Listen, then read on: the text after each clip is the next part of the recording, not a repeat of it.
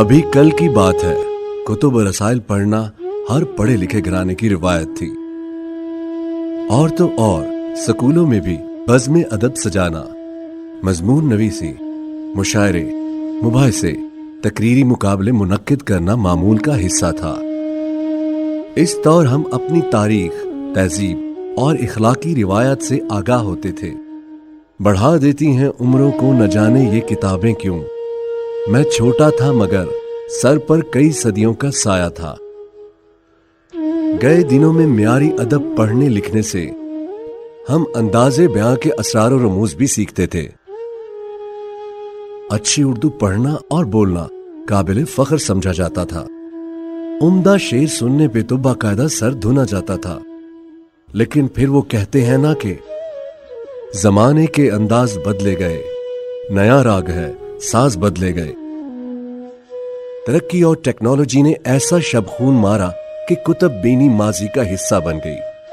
आज की नौजवान नस्ल कंप्यूटर और मोबाइल में ऐसी खोई है कि किताब से ना आशना हो गई। और किताब से क्या हट गए, अपनी तारीख, अपनी तहजीब, अपनी रिवायत से भी कट गए। जो इखलाकी और समाजी इक़दार किताब से सीखना थी वो अनका हो गई। किरदार साजी कहीं रस्ते में ही खो गई। माना कि आज बटन के एक क्लिक से इल्म का वसी समंदर झट से आन मयस्सर होता है, लेकिन इस समंदर में वो गहराई कहां जो मुतालिया से हासिल होती थी।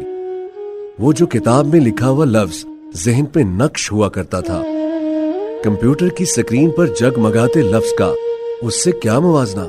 माजरत के साथ हमें कहने दीजिए, आज का नौजवान ना अच्छा लिखता है ना अच्छा पढ़ता है। इस अलमिये का नोहा क्या कहें। एक तरफ पढ़ने लिखने से ये बेनियाजी और बेइतनाई है, तो दूसरी जानिब अंग्रेजी जुबान का गलबा है कि बढ़ता ही चला जा रहा है।